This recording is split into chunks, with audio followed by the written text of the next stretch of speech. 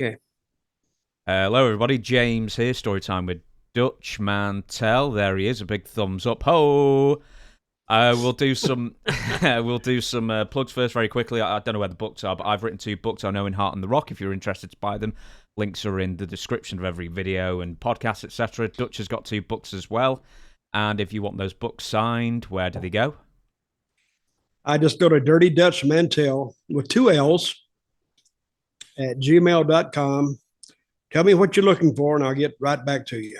And the website is making inroads. Finally, I did check. It is making inroads.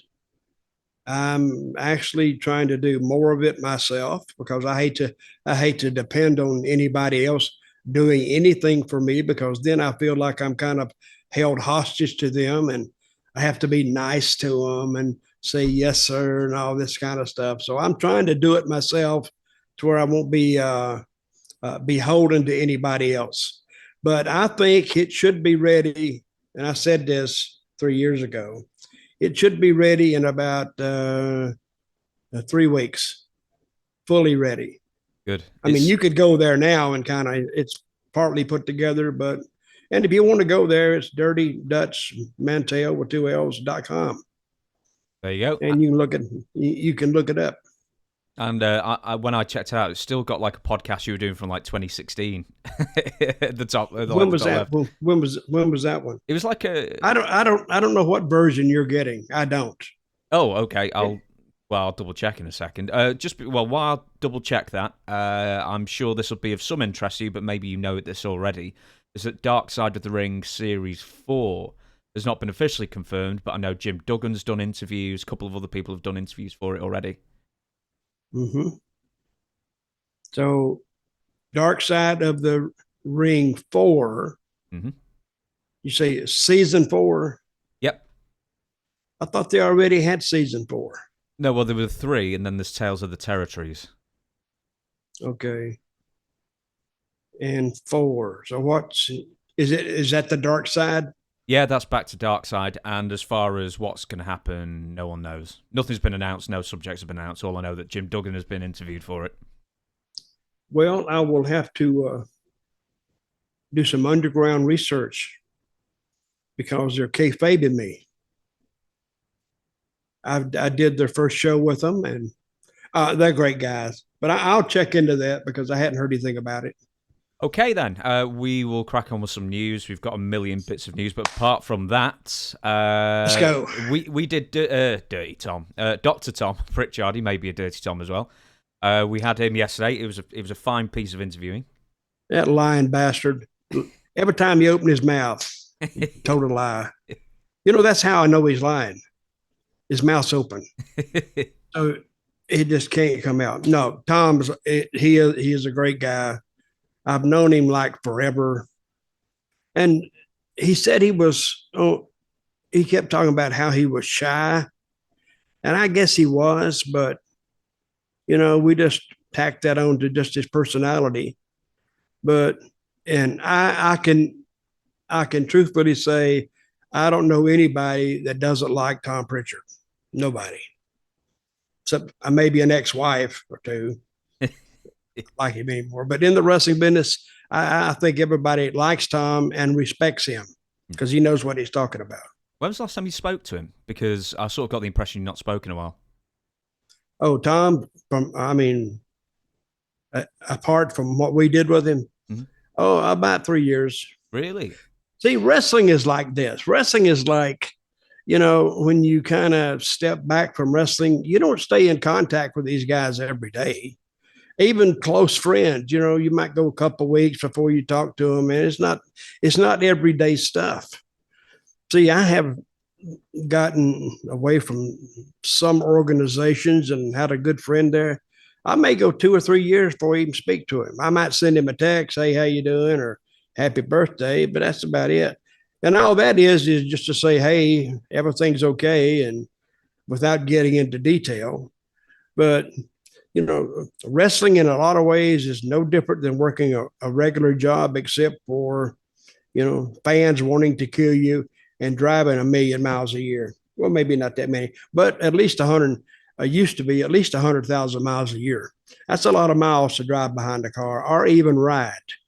Is it sort of more like? Is it sort of more like being in the army? In a sense, you've all been through something that no one else really experiences, and you sort of have like a bit of a brotherhood from that. But then when you see them again 10 years later, those shared experiences sort of carry you through a friendship. You actually go back in time to where you last saw them, even 10 years later. You may have had a favorite saying, "Hey, you bastard," or what, and you had that as your calling card. So you say that, and it's like 10 years, it just went by, and no big to do was made about it. One thing from the interview, and I actually sat and watched the entire interview, like in the evening. I just sat and watched it, and actually really enjoyed it because I wasn't in it. And which for me is always a massive put off is me being in it. One thing I wanted to pick up was when you were talking about the Harris boys near the end, and you said that somebody else apart from, what was it, Ron had Shawn, Don was watching the door, but I can't remember if it was you or Tom said somebody else was watching the door as well. Yeah, Undertaker. Okay, Undertaker, I think he was in a different clique than Shawn and didn't much like him anyway. And I think Undertaker kind of urged the Harris boys on a little bit. Because what I think was happening, I think Shawn, and I'm not a firsthand witness to this, but he would get around Vince or get around some of the people in the office like Pat Patterson. He would badmouth the Harris boys, like as if to say, "No, don't put me with him, them, blah, blah, blah, and they'll kill me off," and this, that. And eventually news of that leaked out to Ron and Don, and they didn't like it. They didn't like Shawn much anyway. And you've heard that. A lot of people didn't like Shawn because Shawn was egotistical to the nth degree. Nobody was as good as he was. And that was, if you think forward a little bit, that was the problem with him and Bret. Both of them thought that the company could not operate without them. But anyway, when the Harris boys heard that he was bad mouthing them to Vince, they said, "Hell with this." And that was the time that the company was down anyway, and we didn't have those big contracts. Undertaker didn't have those big contracts. He was making what the house shows drew. That's how he was being paid. If he worked 3 times that week, he got paid for 3 times. I mean, he didn't get on a contract, say it's $1 million contract. Well, if you break that down, how much is that a week? 20 grand? 20 grand a week? What? Well, he wouldn't make 20 grand. He may have made 3 grand. And that's a big difference. But we didn't have those big contracts, and Shawn was getting all the main events, plus knocking all the other guys that he didn't want to work with. So that was almost a personal assault on their finances, and they got tired of it. But anyway, they jacked him up. I forgot we had some kind of meeting or something, and before all the guys got back in the dressing room, Madison Square Garden is not as big in the back as you think it would be. I think they opened up some more dressing rooms later on, but some of those dressing rooms are very small for such a huge arena. But they caught Shawn in one, or they asked him to come in there, and they had 2 doors leading into the room. I think Don had one and Undertaker had the other, and they were just standing there. And if anybody wanted to go in, hey, they would just stop them and say, "Hey, there's something going on in there." So, and that's when Ron took Shawn right here and slammed him up against the lockers. And he told him, he said, "If I ever hear my name or my brother's name come out of your mouth again, it's going to be a lot worse than this." and he couldn't, he can't talk, but somebody has you goozled up against the locker. You can, that's what he was saying. And he was agreeing, and he finally let him go, and he says, okay, I'm not playing, and he left. Now, the question remains, did he badmouth them again? I don't think so, because we never heard about it again. But and let's go along the timeline. About a month later, Ron quit, and then Don quit. And that's how I ended up with Justin Hawk Bradshaw, because both of them quit on me, and I'm sitting there like this, looking around. I didn't have anybody. And the story how I got Bradshaw was he came in one day direct from Germany. He had just come off that von Watts. Otto Vons. Otto von Watts, or whatever his name was. He had been over there working for him, and he came back in. And just for a tryout. And I'm sitting in the dressing room with him, just me and him. And I said, where'd you come from? And he told me, and we got to talking. And I said, what are you here for? And he said, I'm here for a tryout. I said, okay. See, they would bring me to TV, even though I didn't have anything to do. So I think when Bruce Pritchard came in, Tom's brother, I said, hey, and I talked to John about this before. I said, hey, why don't I go out and manage you tonight? He said, hey, fine with me, because it wouldn't affect him at all. They're going to look at his work. But I wanted them to see me out there with him, therefore putting it in their head that, hey, I could manage him. See, I had a plan. So we went out there, and I remember he worked with Savio Vega. They had a good match, and they beat John, which is normal. He didn't care. And then we went back in there, and Richard come in. He said, well, he told John, you're hired. Here's your contract. Sign it. And then he looked at me and he says, oh, you're his new manager. Yeah, I'd already signed mine. I mean, there was no money figures on it, of course. You made what the house drew. But anyway, that's how I got with Bradshaw. There you go. There's two fine stories. You didn't know that John Hawk Bradshaw story kind of fell in line right after the Harris boys. No, well, I was going to ask, actually, because the Harris boys, after the Shawn Michaels thing, they left very quickly afterwards, so I wasn't sure if Shawn had actually said this has happened and they got rid of them, but no, they quit. No, well, Ron was going to quit anyway. They weren't making any money. He wasn't making the money that he thought he would make. And Ron is like the thinker. He's like the president of the Harris boys. He's kind of the leader. But if you look at him, Donnie is the enforcer. Donnie is he's a lot meaner than Ron.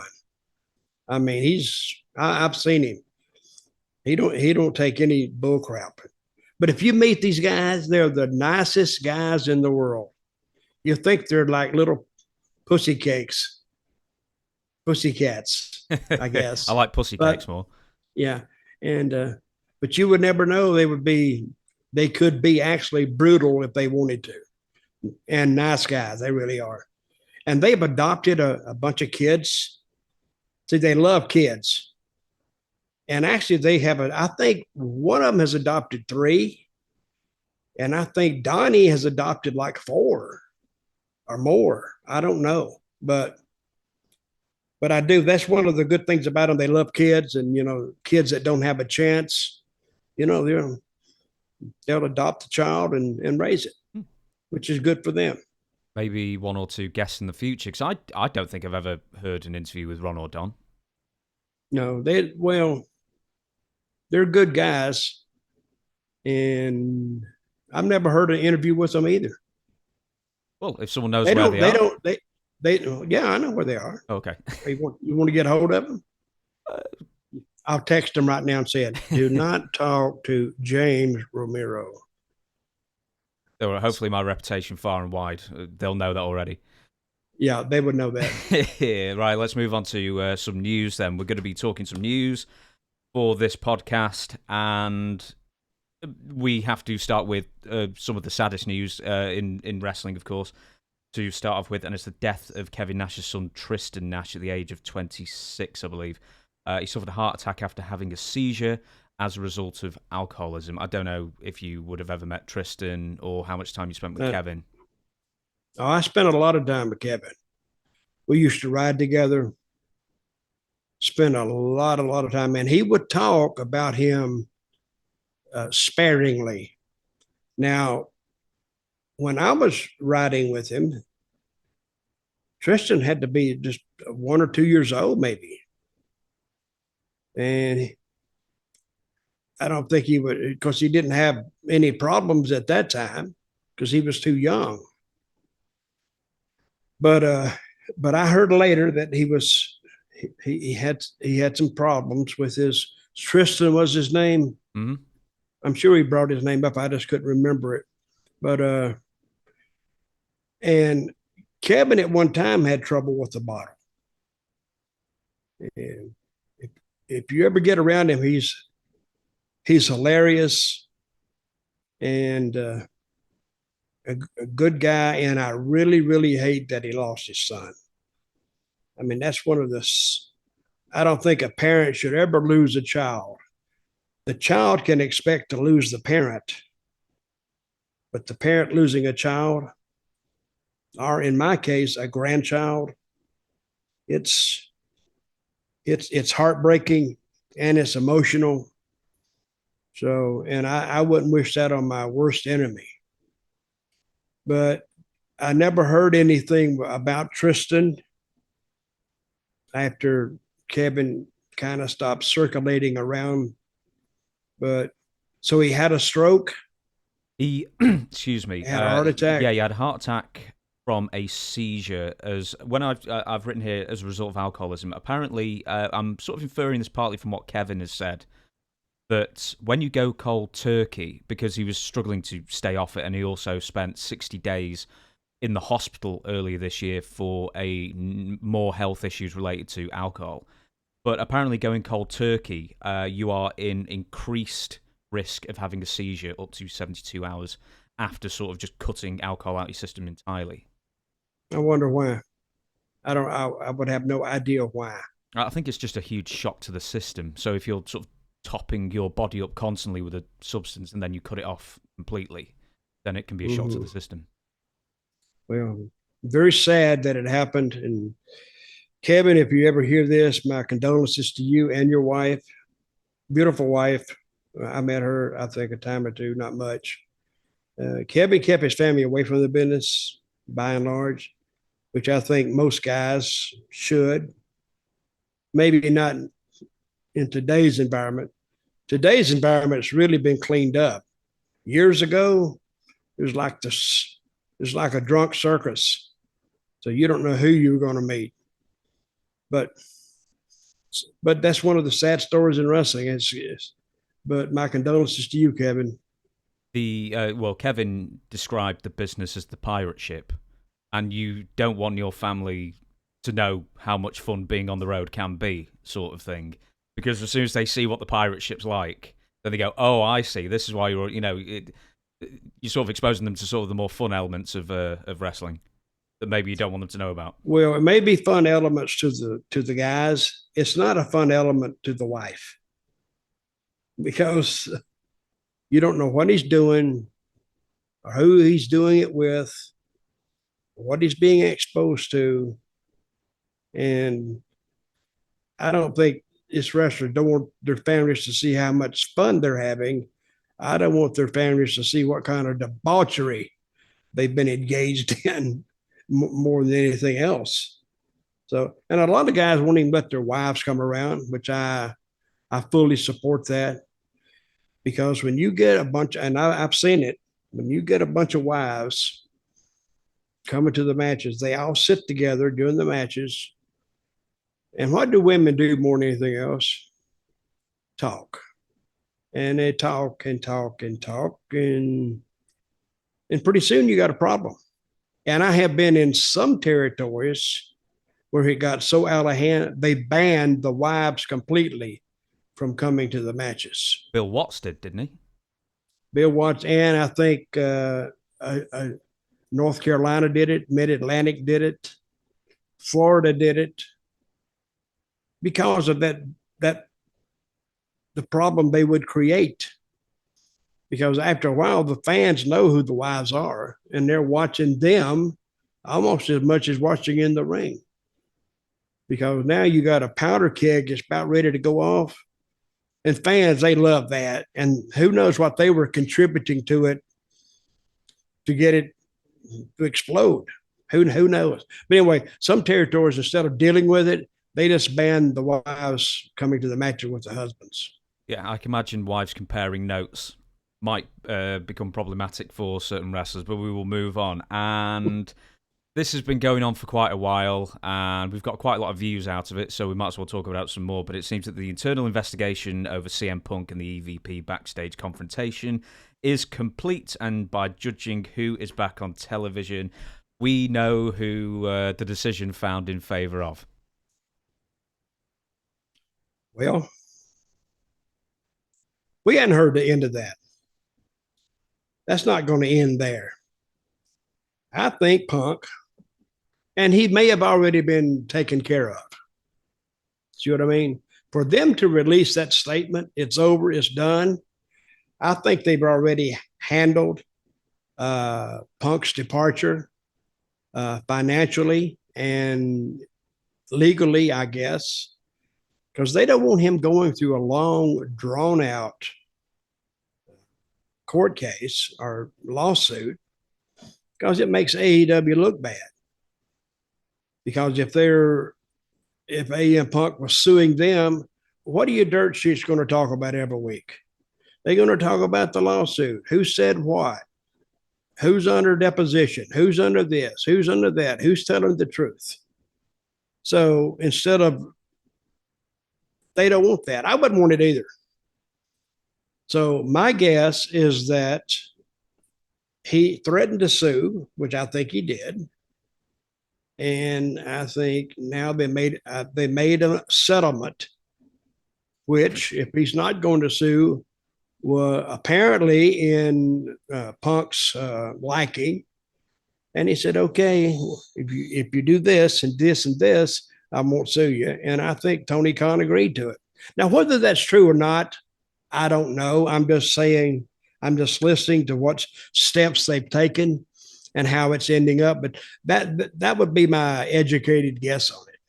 I find it very interesting that a lot of the younger fans, I imagine, are siding with Kenny Omega in the Young Bucks. Some more people of the old guard are more seeing it from CM Punk's point of view as, frustrations boiling over, and he's more of the kind of pro wrestler that the older guard appreciate more than the younger guard. Well, I don't like the way they handled it. I think both of them I think CM Punk had more of a case than the Young Bucks did, I think, because they don't want anybody telling them what to do. By the same token, Punk don't want anybody telling him what to do, but you're in wrestling. That's your job. You're supposed to go out, and it's like you're working in a movie, and you're a killer. Oh, I don't want to be a killer. It makes me look bad. It's a movie. Oh, I don't want to say those words because I don't think, and this is what Lex Luger used to do. Lex Luger used to talk about himself in third person all the time. He says, I don't think Lex would do that. Oh, I became frustrated. You want to punch him sometimes. He talks about Lex like Lex is not there. The real Lex is there. So I don't think Lex would do that. They used to make me, when I've heard him say it a bunch of times. And I would say, get the F out of here. What the hell? Now I think I'm in a third dimension. Like Twilight Zone, you're in the third dimension. Here's a wrestler in a make-believe business to start off with. Now he's making it more make-believe by talking about a make-believe character and what he would do and what he wouldn't do. It was crazy. But anyway, I think Punk, that's what I think about what's ended up here, is because I think Tony made him a deal, and he liked it, and it may just completely fade away. And if it fades away, which it looks like it's going to do, I think that's what's happened.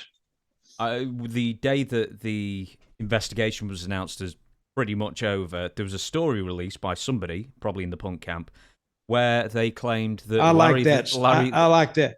I like those by somebody. I like that. Well, who said that?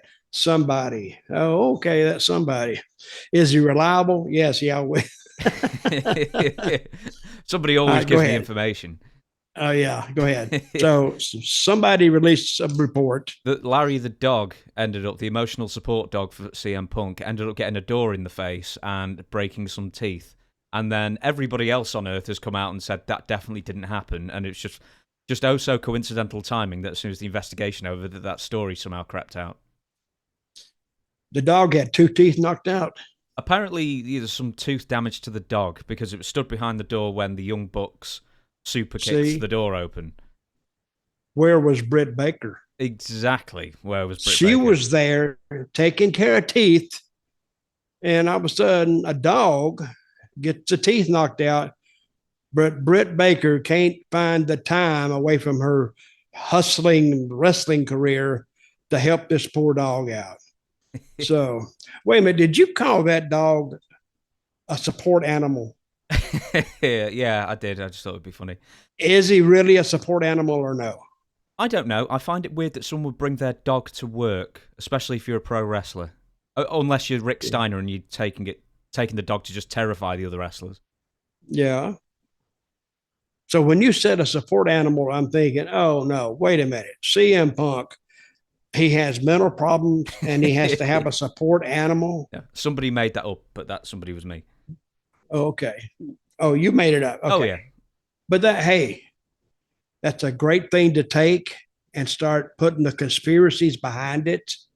And they knew he had a support dog and he was kind of mentally unbalanced. And they went in there and all this was planned out weeks in advance. So.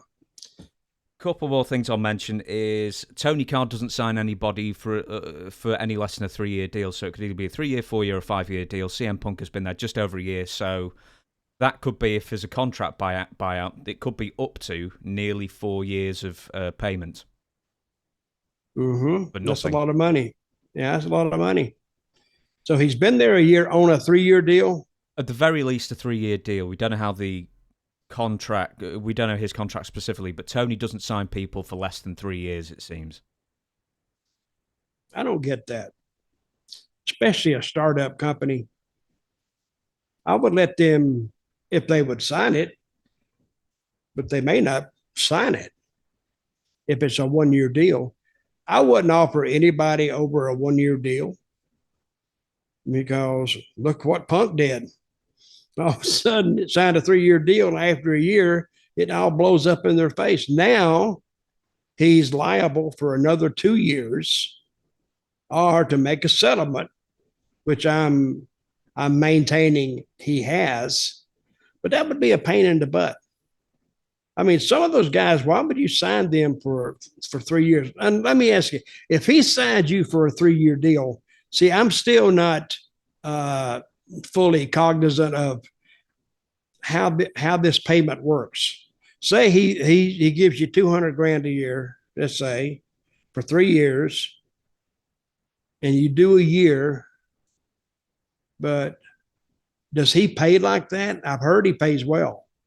I think he pays pretty well. For CM Punk, I imagine it would be in the $1 million plus easily per year. Yeah. You know how you make $2 million in the wrestling business real quick? You start with 10 million. Yeah, you start with 4 million. But has he actually made money in the wrestling business? Punk has, yeah. I imagine he's made. Yeah, Punk has, yeah. But has Tony made money? Well, that's a great question because he must have made some money at some point, but he invested something like 20 million or something in a computer game that's coming out either later this year or early next year. He spent probably tens of millions buying Ring of Honor. I've heard any number from 10 to 40 million for Ring of Honor. And essentially all you're really getting from that is a One above an independent name and a TV tape library. Why would you pay $10 million for Ring of Honor? They don't have anything except some old tapes. See what I mean? Won't you take the 10 million, start from scratch and build something like Ring of Honor? You just pay $10 million for a name. Doesn't make sense at all. And I think I guess he got all the tapes. Now they had how many, 10 years of tapes or more? Probably, no, 20, I'd say. Started 20 around years? 2002, 2003, something like that. Wow. Yeah, but still, you know what WWE paid for the WCW library? $2.5 million, and the legal fees to buy it was nearly as much. So I think it ended up around $4.2 million total. Yeah, but look what they got. Look what they got. They got all that. I think nobody foresaw except Vince how this would grow in the future. Because wrestling has always been it's always kind of been disrespected and put down and is lowbrow and low rent, but Vince didn't see it that way. And when he made that deal, I bet he said they surely don't know what they're doing, because that is content that he has from the day he bought it to eternity. So, and he can make money on this for years and years and years and years. But all Tony Khan really has is, for the most part, like some early videos of like stars who would become stars in other promotions like Bryan Danielson and Punk and Samoa Joe. But for let's even say he paid $10 million for it. How can you monitor? How can you even get your money back on that? I mean, the only other thing he's got is now an entity that was at best ever seen as the number 3 promotion in the United States, and like a very distant number 3. And now he wants to revive Ring of Honor, which has a lower name recognition than AEW.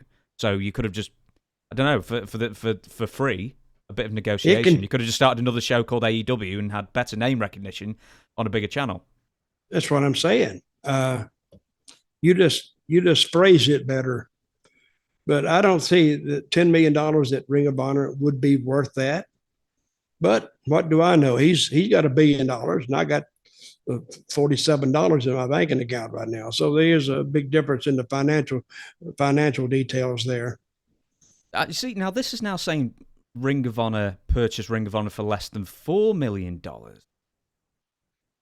It just, there seems to be who wrote that? No. Dutch Mantell. Oh, okay. I've heard anywhere between $4 million and 40. It just, there seems to be absolutely no. Even if I don't think. Yeah, even if it's $4 million. I don't think the $40 million figure can be right. I mean, that's just insane. That's crazy money. We will move on. With Punk, this is sort of coming off from Punk. Is who's the, and I hate to use the phrase, it's a bit modern, but toxic person that you ever booked that you continue to book because he was good for business but just a nightmare to deal with? Oh, that was a question. I read this about an hour or two ago. I never booked toxic people. I tried not to. They may have turned out to be toxic after they got there, but I don't even remember that, because toxicity is a killer just by itself. I don't think if somebody's going to come in and they're that toxic, they're going to overturn or cause a big rumble in your dressing room. It's not worth the habit there, because what you've added is not only a headache for you, but it's a headache for your talent, because they don't want to be upset and something going on and some guy causing a bunch of problems. No, I never would book somebody like that. And the ones who did book people like that, I think they were more or less forced into it because the business being so bad, or they didn't own the company. They were just the booker and were told to book this person. Some guy could be a great guy, but when he walks in the dressing room, if he causes a feeling of unease in the dressing room, well, he's toxic. And guys can be toxic. Say I'm wrestling you, and all of a sudden I say, I don't want to. I don't want to wrestle James. I just don't. And they say, why? I said, well, I don't know. It doesn't feel right to me. Well, the booker has to say, if he wants to keep me, now he's got to kind of appease me a little bit. And I said, well, I'll work with Jim. Okay. And then he writes Jim's name. But what's that do you? That doesn't do any good for you. That's what Shawn Michaels basically was doing to the Harris boys. Vince may have wanted to put him in a match with him, and he didn't want it, so he would and he cost them money. Of course, in the end, it may have cost, it didn't go to that level where they would have beat the crap out of him, but it would have ended up that way had it progressed farther along the lines it was going. I've just thought of this now, and I was struggling to think of his name for the last 2 minutes. Did you ever have any interactions or even maybe book Thunderbolt Patterson? I always heard he was difficult to deal with. Well, I was in a territory with him when I was just started. It was the Atlanta territory. I had just started. He was coming off a run in North Carolina where he was super over, and he came to Georgia and he got over, but he told the promotion what to do. They didn't tell him what to do. He was telling them, but along those same lines, he was actually drawing money. Now, this is in the days that they actually sold tickets. The Stone Age system of doing business, selling tickets. But he would go to those towns and they would sell out. You put him against them, and we talked about Ox Baker, I think, a time or two. You put him against that Ox Baker and the place would just sell out. And he had the people, he had them in the palm of the hand. That's where he had them. He could, and the old saying about wrestling is, he could pick them up and he could set them down at will. And he could do that. But I think he was toxic and he caused a lot of problems. But in somebody being toxic, if you draw money by putting him over all the time, eventually that gets old. If the people don't think that he's in some kind of danger, well, it's more the same. Till you want to beat him up and get some heat on a heel that he can go back and beat up. And I think he had some disagreements with the booker in Atlanta at the time, who was Tom Ernesto, who was one of the assassins. Now, this is years and years and years ago, before you were even born. So what I try not to do is talk too far back, because people can't even relate to what happened 20 years before they were born or 10 years before they were born. But I remember Tom used to say things about him like, he was difficult to deal with and he didn't want to deal with him, but he had no choice, because he was the only one who could draw money at the time. And if he drew money, everybody made money. If he wasn't on the card, you didn't lose money, but you didn't make any either. He's one of the only wrestlers I've ever heard of before WCW at the end of it where he sued promoters for like poor working conditions. I don't even know if he won the lawsuits or not. Did you ever hear any of those? Well, I did know he sued. I didn't know what he sued about. There's poor working conditions and sued for racial discrimination. And as a result was racial discrimination, then the next word is blacklisted from wrestling. I cannot believe you said that. That's funny as hell. Blacklisted. I mean, blacklisted for racial discrimination. What fantastic wording. Yeah, he was a shit disturber. See, the first territory I worked for was in Atlanta, and it was Ann Gunkel and her husband, Ray. They owned the territory. Then I was talking about Ox Baker. Ox Baker had the heart punch. So one night in Savannah, Georgia, and I'm riding with Ox. Ox gives him the heart punch. Boom. After the match, and they take him out. Of course, he goes back to the dressing room. He's fine. He's up taking a shower. And guess what happens? He has a heart attack. Boom, falls over. Now they have pushed this heart punch for months and months and months. And he finally, the storyline was he killed the top babyface in the company, or maybe not then, but the owner, he kills him with the heart punch. So that's when, and we'll get to this maybe a little later, and they were all bounded together to get Ann out of the promotion. And Ann says, no, screw you. You're not going to screw me out of this. So she started her own company and took most of the talent from the Atlanta territory and started her own. Then they had to start a different company with all newcomers from from Florida and Alabama and some neighboring states. They had to start a competing company. So it was wild there for a while, but Ox and Thunderbolt went with Ann Gunkel, and that's why he really got cantankerous to work with then. So, but I did know that he sued for racial discrimination. Why? I don't know, because he was the one making the money. He made a lot more money than I did. And I don't know. I don't think there was any, I didn't see any racial discrimination other than he was in the main event every day. So what was he basing that on? I don't know. Maybe he's basing it on he fancied getting paid. Who knows? Well, he was getting paid more than anybody else. and they could prove that. That'll be something for me to research for a later one, I think. We will. Well, you'll never find out the actual amounts he got paid. No, I was Googling it then when you mentioned it, and there was actually the court documents, but I couldn't scan through that one quickly enough to come up with an answer for you, but that's something I'll do at a later date. And we probably will be talking about Ann Gunkel in the next episode, but for now, Bret Hart versus Bill Goldberg. Bret's been in the news once again, and I mean, a lot of people call Bret bitter, and obviously he is bitter about Bill Goldberg, but as far as I can tell, he does have quite a point, because Goldberg did kick him so hard in the head, he ended his career.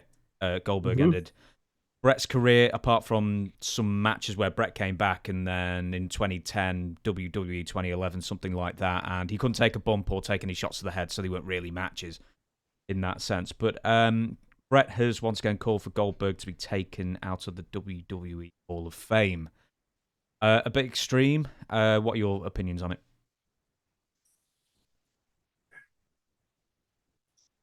What does taking him out of the Hall of Fame do? Nothing. It's just, he's just mad at him. He's pissed at him. And by rights, yeah, he doesn't really belong in there. Who's that comedian that's in there? Drew. Yeah, Drew Carey. Yeah, why is he even in there then? I don't know. Because he made one appearance at a Royal Rumble 2001 for a comedy thing, and then see you later, and never saw him again. Yeah, and he was in the Hall of Fame. See, I think that to take him out of the Hall of Fame, I don't think does anything. It just maybe appeases Bret a little bit. And no, Goldberg was a crappy worker. His whole career was based on 90-second matches, if that long. Then he'd get up, stick his tongue out, and then walk around the ring. And I don't even know who trained Goldberg, if anybody. Dwayne Bruce, Power Plant, was from the WCW Power Plant. But see, this is the thing about having, and I preached this philosophy for years about booking. You can have a big, strong, mean-looking guy nobody can beat up. But in the long run, it beats you. It does more harm than good, because who's going to beat this guy?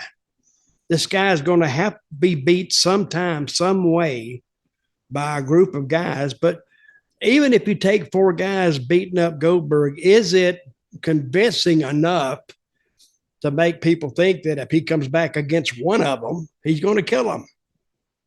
I mean, that's, you got to take all that into, you got to take the perception of Goldberg in the fans' minds, in their mind, what would work for them to make them believe that whoever he's booked against is worthy enough of even having a match. So that's, and having that big, tough guy sometimes works against you more than it can work for you. So, but I think taking him out of the, back to the original question, taking him out of the Hall of Fame, that's not going to happen. See, I'm probably quite a big Goldberg defender because when I was a kid, I loved Goldberg, and he did have some very good matches. He's sort of like an Ultimate Warrior kind of person, in that he was actually capable, when he got some more experience, of having good, entertaining matches with the right opponent. You know, Diamond Dallas Page and Goldberg had a very, very good match, in fact. Well, he may have had it with Dallas Page. I don't remember him having very good matches with anybody, to tell you the truth. But how was his matches with Flair? I can't remember one. That was probably when WCW was really dying, if they did wrestle, and I don't remember it. I don't remember anything from WCW then, because it was purposely made to be as unmemorable and as possible. Now, you were talking about toxic people. I don't think Goldberg was toxic, but I think he had all the earmarks of being covered in toxicity, because he's been put over so much and so much and so much. And all of a sudden they come and we want you to go 8 minutes. Oh, what? 8 minutes? That's like 800% more time than he's ever spent in a ring before.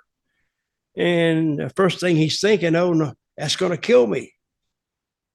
And truth be known, if he's not against the right person, yeah, it could hurt him. It wouldn't kill him. But that's where the toxicity starts. It's when the guy starts believing his own publicity and starts actually thinking like a fan, like he's buying a ticket himself. That's where it starts. If he can have somebody right then to take him and tell him and explain to him, and not just anybody, but somebody that's booking him, this has to be done, and it's got to be done this way, or it's not going to work. I'll ask you this as well, and then we'll move on. So Bret says that he probably missed out on $16 million because he just re-signed early with WCW for another 3 years at like $3 million a year, and he had like a year and a half in his contract to go as well when he got kicked. So the Goldberg kick, by Bret's estimation, cost him about $16 million. A couple of years after that, he had a stroke from a relatively unimpactful fall from his bicycle onto some grass, which he says may well be related to the concussion syndrome and where his head was at and where his health was at. So, in your opinion, or if this was happening to you, could you in 20 years see yourself forgiving Bill and let bygones be bygones and not mention it, or would you personally harbor resentment after 20 years? Well, I don't have Bret's personality. I'd already let it go. It's something that happened. It's a part of life. You can't predict it, nor can you go back and fix it. I was always been the believer, work on what you can, fix or try to fix. But that in the past, if you ask a company like WWE to literally go into their Hall of Fame and take him out, see, he's not thinking. How would WWE even explain that to their fans? They couldn't. Other than Bret doesn't like him, so we're going to kick him out. And that would make everybody look so juvenile, it'd be laughable. But, and $60 million, I know he's making $3 million a year for 3 years. That's only $9 million. Well, he signed another contract 18 months into his original 3-year contract. So he had another 3 years to run on top of another year and a half. Okay, that year and a half is going to produce $40 million? No, it's 16, not 60. Oh, 16. I thought you said 60. No. Well, yeah, he may have done that too. But what are you going to do? How would you kick Goldberg out, but then keep Jimmy Snuka in and Tammy Sitch in? Yeah, that's a good question. Or Drew Carey. Or Drew Carey, yes. and I keep going back to him. But see, there are some people in WWE Hall of Fame. I don't even know how they get in there. I really don't. I mean, some guys like I can't even name them, but I'm thinking he's in the Hall of Fame. He was like third match every night or whatever, fourth, and never really did anything. But what qualifies him to be in the Hall of Fame? Hell, I ought to be in the Hall of Fame myself just for damn hanging around so damn long. Yeah, Tori Wilson's in the Hall of Fame. You should be in there, definitely. And Tori Wilson, what'd she do? Not much. Oh, I know what you did. Stop it. I know what you're thinking. But I don't know. Bret, this is why I can't read Bret's book. See, if I'm going to read a wrestling book, which, by the way, I'm writing another one, a wrestling book should be about wrestling, don't you think? And some of the things you run across in the wrestling profession and going around the world and the different people you met and the different cultures you've seen. Bret's book to me had one subject totally, and that was Bret and how Bret was screwed. At every turn, he got kind of screwed. And after a while, you get tired of Bret being screwed so much. And I started, and I don't know if the whole book is like that, but I started reading it, and it was so Bret-centric that I just put it down. I said, I'm not going to read it anymore because I know if the first chapter or 2 chapters of the book was like that, how's he going to wrap this thing up? So, but Bret he's preached that for at least 20 years. That Bret, why don't he go and just try to beat the shit out of Bret? Bill. Why don't he just go straight up to him and punch him or do something? Of course, he might get his butt kicked again, but I'm sure that knee to the head, was that what happened? It was a sidekick. Okay. He didn't mean to do it. That's like if you see a coach, I'm a big football fan, so when you see a coach in college football and he pulls a guy out and you can tell he's cussing him like a dog. But the player didn't intend for that to happen. He made a mistake. So in making a mistake, what good does cussing him out do? Nothing. And what good does Bret continuing on with Bill Goldberg? What does it do for anybody except keep Bret in those clickbait deals that you say, Bret said he wants to kill Bill Goldberg. Well, hell, I'm going to read that. So they get 1 million clicks on it and they make money. But my advice to Bret, give it up, brother. Just give it up.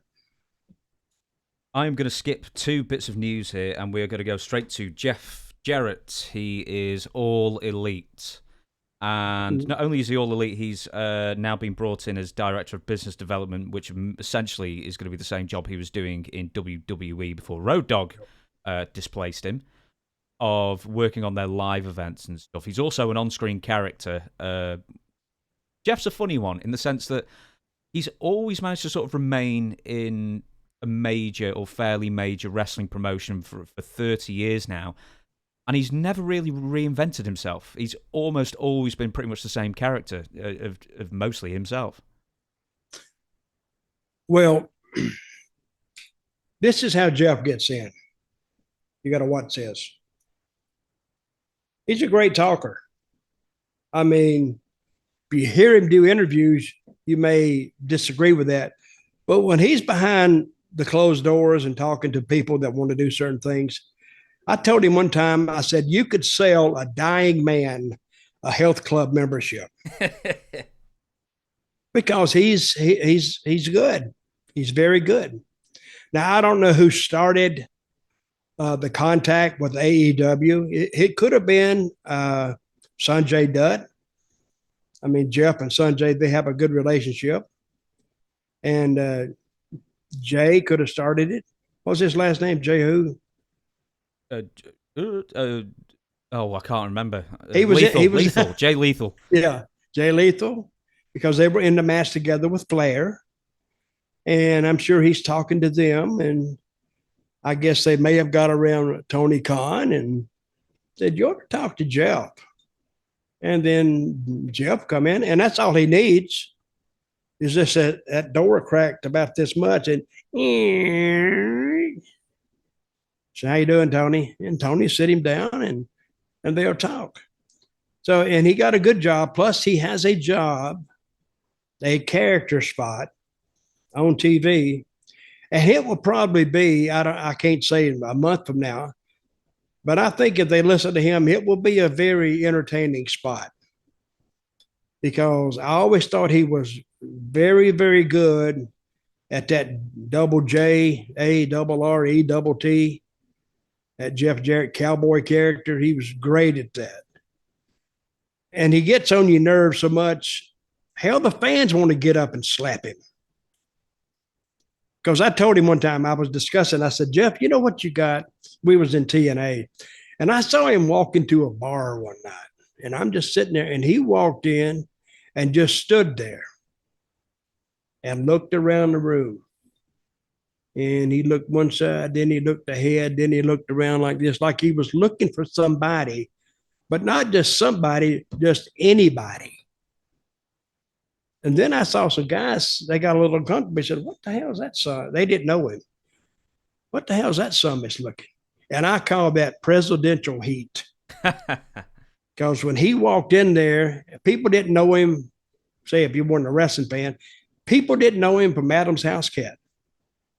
But he had that blonde hair, and he looked real cocky. So if he can do that, and I think most of the heels work is not done on the mic, it's done on the way to the ring. Not most of it, but a lot of it. Like those women in WWE, they come to the ring and they're supposed to be heels, but they're smiling and they're shaking little kids' hand. And all of a sudden they get in the ring, and now the people like them, but now they expect them to automatically boo them. Boo what?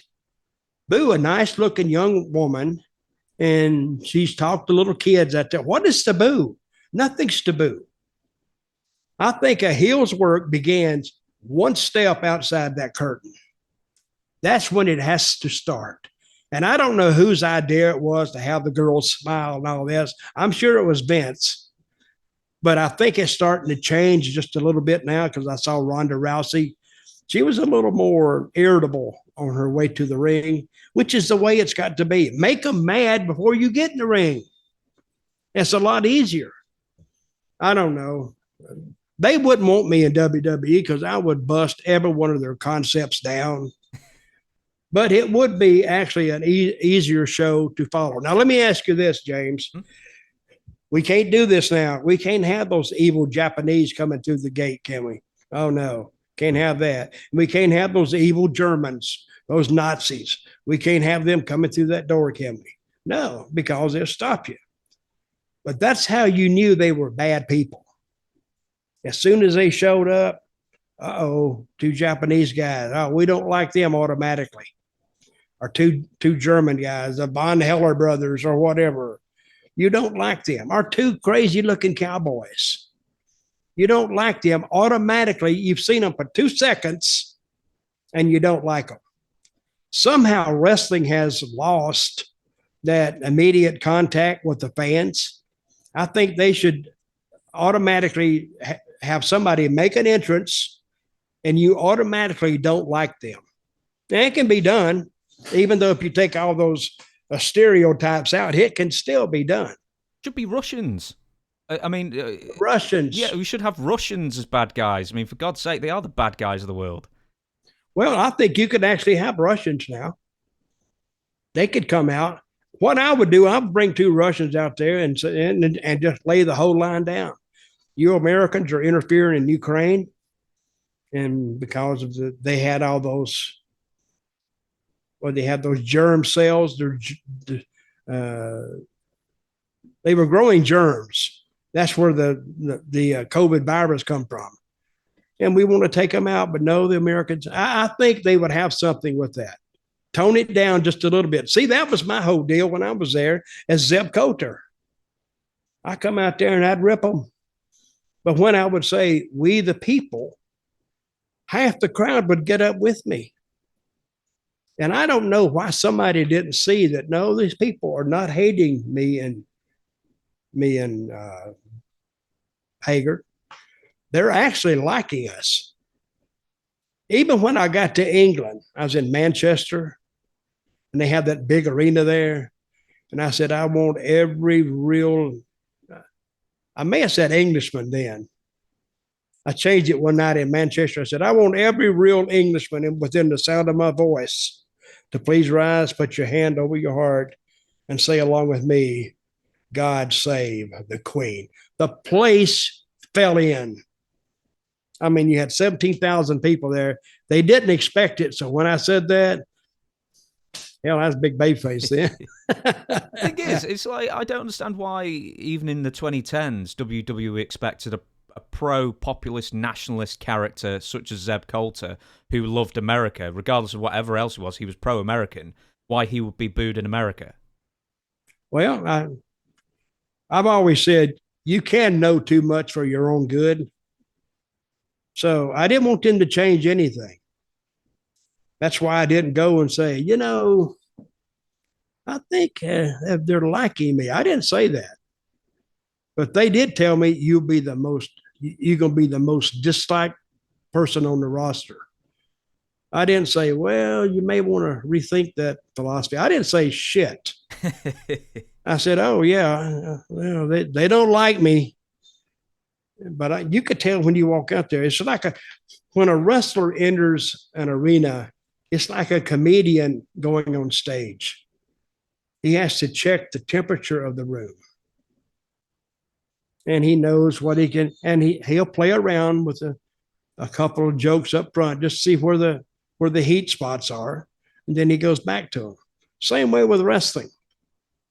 You go in the ring and you say one thing, and if they pop, well, you stay with it. And then you start digging on it. And so what it was, you could relate it back to today because the country is so divided today with Democrats and Republicans, liberals versus MAGA. I mean, I've never seen the country this divided ever. And of course, Biden going on TV doing those two interviews. At one time he went out there. You remember he did the interview with the whole red background? You don't remember that? No. He looked like an interview from Hitler's days. It was all red in the back, and I think, red for the president? Where's the blue? Where's the white? But it was, his whole background was like red and with some soldiers standing back there. It looked odd as hell. But anyway. I was going to say, we don't get as much American news over here as when Trump was president. Well, hell, we don't even get the news here either. We get the news, and I've said years ago, and I don't want to get political here, we get what they want you to hear. Because we didn't get news so much as we get opinion. But at least Fox will tell you they're an opinion network. CNN won't tell you that. And MSNBC or NBC, they won't tell you that. Give me the news. That's why you need to go to Reuters, maybe, because or Associated Press, because they simply publish the news and then everyone else will take it from there and then put their slant on it. And throw their opinion in it. Like the oil prices right now. And then they say, well, back in 1971, it jumped 35%, which is what it's expected to do here. Who expects that? That guy may expect to do it, but do any experts come out and say they expect that to happen? You don't know. You can say anything now. If it's written down, you can say anything. equally valid, it. I believe opinions are now, because everyone can put their opinion out on the World Wide Web or social media, that no matter how educated or uneducated somebody is, everyone's opinion seems to be equal because they've got an equal platform now. Well, and there's so much out there. I mean, you could read for days and days and days on stuff and still not have the answer you're looking for, even if it's giving it to you. But it's not giving you the answer in a way that you could explain it to somebody else that would be agreeable to them. I've given up on it. I don't even watch it anymore. Just watch our podcast. That's what you want to do. Yeah. This is where the that's real all news is. Well, really, that's all you need to do. And set your mind at ease, and we'll just talk about wrestling. We will do a couple more bits of news, and then I will thank you for your time. We shall shut down this podcast. And I saw this morning. This did amuse me. Ryback has declared that he wants to be Goldberg's final ever opponent.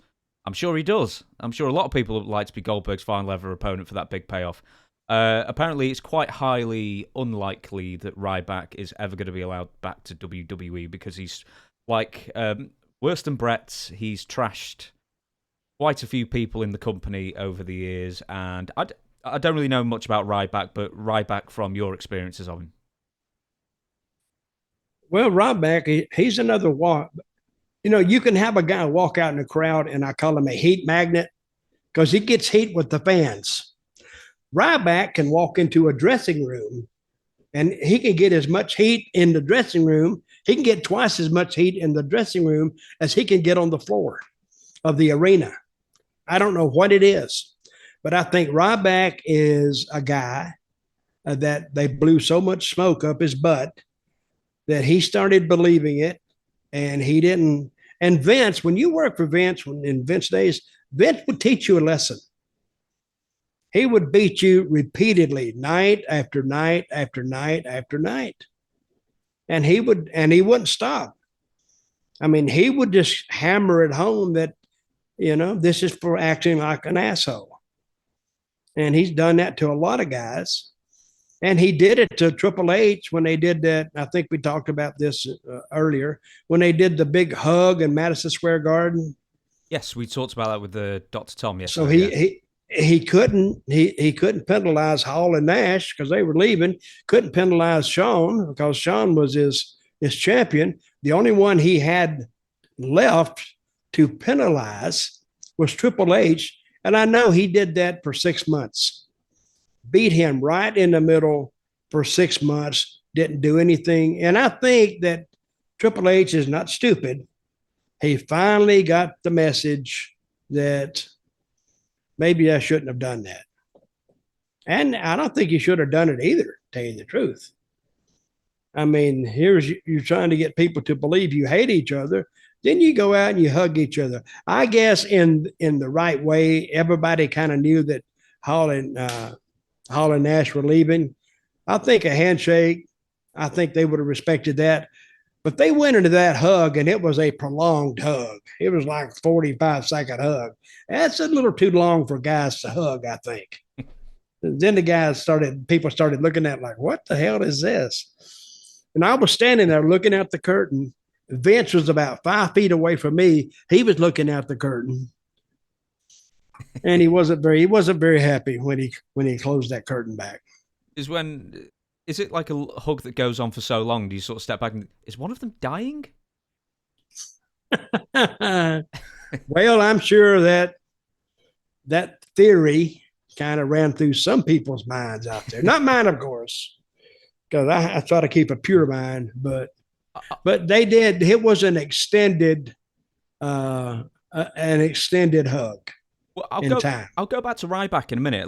Because I actually was going to put this in the script and then I didn't. I'm so glad you brought up the click hug because we talked about it with Dr. Tom. How come you were in the back? Because this was like the main event, wasn't it? So how come you were still hovering around Gorilla? Why was I there? I could have been a referee. I could have been riding with the referee. I'm sorry. And I think the guys I was riding with, I could have been riding with Nash, really. I can't remember. But I was watching the match, and I saw the hug, and then I saw Vince go back in the room, slammed his door. Then Pat Patterson went in there. Then Jerry Briscoe went in there. So I'm saying, oh boy. And guess what I did? I went the other way because it didn't concern me. And one of the rules in wrestling, if it doesn't concern you, then don't get around it. Because you could. I doubt if I would have got sucked into that because it was much too high a level for me to be playing on. But I just turned and got my bag and I walked out. Who was in the gorilla position with you then? Was it Bruce? Was it Vince? And well, I don't think it was a gorilla position. It was just going through the curtain. See, the dressing rooms are right here in a little hallway. And I don't think they had, and you just go through the curtain right there. It doesn't really have like a desk set up. It's a house show. So they probably didn't have anything set up there. And from that to the curtain was probably 20 feet, maybe a little more. And that's just to cover up the doorway. You've seen the doorway in Madison Square Garden, right? Yeah. It's quite unassuming, right? Isn't it, for a huge arena? It's very modest. You come right out, you come through that curtain, and you're out there with them. So I don't think they had a gorilla position, and they don't have gorilla positions on house shows anyway. They only have gorilla positions on TV. When you go to the next show, what was the temperature of the locker room as far as reaction to the hug? What was everybody saying the next day? You stole my word, didn't you? The temperature. I did, yeah. I thought you'd appreciate it. Oh, it was the talk of the temperature was okay. It wasn't a bad temperature. Nobody was mad. Nobody was disgusted. Everybody was saying, if your parents get in an argument, oh, what's Dad thinking today? And that would be Vince. Is he mad? And you'd have to watch who you ask, because I asked Jerry Briscoe and he just looked at me like, he gave me a look like, don't ask. Now they may have called hell, but nobody else did. So it went from there, and I forgot what happened. I think that was Hall and Nash's last shot in WWE. They were gone. And then I think the Triple H stuff, I don't know if Vince had a meeting with him or a word of prayer with him, but I did notice on the house shows the week after, they were punishing him pretty hard. You brought up the Click, Hug, and Triple H getting punished in regards to Ryback, because he came in with a sort of Goldberg-esque winning streak. The fans were chanting Goldberg at him. It was very similar, sort of a push, I suppose. But then he said he started losing immediately as punishment. Do you know what this punishment was for? Probably for being the shits in the ring. That's probably one punishment. But he didn't have a good attitude. Ryback didn't. I mean, he was okay to talk to. I didn't get very close to him. He was always okay with me. But he didn't get the reputation with me. He got it with other guys. And he didn't want to do this and he didn't want to do that, I heard. And they finally got him ready for this big push, and something happened. Then they just started beating him, which is a clear clue that they don't have any plans for you. And he did a deal one night with, what's her name? Vicky Guerrero. You remember that? Vicky Guerrero. Yeah, yep. He did some kind of, they fired her that night. And then he went back to talk to her. And I thought, now just seeing this, I said, damn, that would be a bad idea. I didn't see it on camera. I just saw it in the back. And I said, damn, that would be a good idea. She just got fired. He's mad. What if they come back and, because he had a lot of heat and she did too. I said, that would have been the pairing there. Guerrero and put him against Ryback, put her with him. I think that would have been were they ever put together or no? I wasn't really watching WWE too much at this point. Okay. But, mostly I was actually watching for you, because I was so pleased you were back on TV. Oh, really? Okay. Well, anyway, the Ryback thing is, he wasn't very popular backstage, and it is what it is. You have a chance to straighten your career out and do what's right. But in the back, I don't think Ryback had a teacher. He didn't have a mentor who told him what to do, what not to do, how to approach Vince, how to approach the agents. I think he has a toxic personality to begin with, and he just couldn't put it all together. I like how suspicious you were when I said that I watched WWE for you. For me? No, I genuinely did, because I remember seeing you on a couple of years before on one of these kayfabe commentaries interviews as like guest booker, and I thought, wow, someone should really hire Dutch because he's still a great talker, etc. Then a couple of years later, you end up on WWE TV, and even though I'd never met you at that point, I was very pleased for you, if that makes sense. Well, thank you. I'm going to ask you one more thing, then we will shut down the podcast. And a couple of different things from SmackDown. I don't know if there's anything you want to bring up that you thought was particularly amusing or noteworthy, but Sami Zayn and the Uso storyline at the moment, and it all sort of almost culminated in everybody breaking character in the middle of the ring and sort of showing that actually they're all having fun. Well, you'll see that sometimes. But I mean that in a good way as well. I mean, it's nice to see people having fun. And the fans saw it too. And that makes them human. Because they want to laugh, but they can't laugh. And somebody's going to say, did you see that? Sammy almost broke them all up. And he did. And the thing about the last SmackDown, it was a World Series night in the U.S. And they preempted SmackDown. And they said, okay, you go to FS1. So on my cable, I didn't get FS1, so I missed the whole show. So the only thing I really missed was the Sammy breakup, because those shows leading up to a big pay-per-view or maintenance, I call them maintenance shows. They just maintenance whatever they have. And so this is going to air Friday. This is going to air tomorrow, yeah. As we're recording this on Thursday for people. What do you predict about Roman Reigns and Logan Paul? Is it Logan Paul? It's one of the Paul brothers. For the Super Showdown. Yeah. Well, I read recently that Saudi Arabia are possibly expecting a missile attack from Iran in the next 48 hours. So I'm more expecting a what? A missile attack. Yeah, missile attack. Yeah. That'd be their luck, wouldn't it? Go over there, damn missile land right on top of them. I hope not. I really do. If they thought being stranded in an airport for 24 hours was bad, then who knows? They could end up being stuck in the middle of a war zone. They could. Vince would get them out. No, Triple H would get them out. I don't know. I think probably Vince. No, he probably, yeah. Go straight to the Prince. And I didn't even think about that. That what if it hit during the show?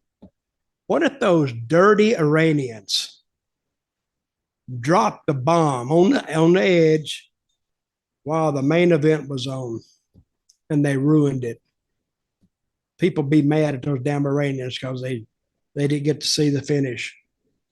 See, wrestling always finds its way into headlines somehow, some way. But I'm actually gonna watch it. Is it on tomorrow night?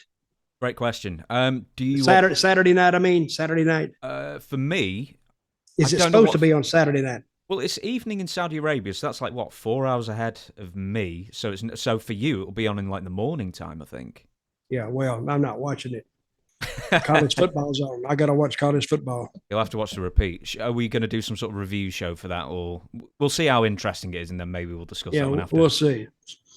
So hang on, fans. You don't know what we're going to come up with. No, and on that teaser, I'm going to shut down this podcast. So the plugs, once again, I've got 2 books in the description, Owen Hart and The Rock. Dutch has got 2 books currently. Links are in the description. If you want to buy them from Amazon or if you want signed copies of the books, they go to... Dirty Dutch Mantell with 2 L's at gmail.com. Write me and I'll get right back to you. All right, within not too long a time, maybe 6 hours, 6 weeks, but I will get back to you sometime. There you go then. And for now, thank you very much. We'll catch you next week. And thank you, Dutch, for entertaining us once again, we the people.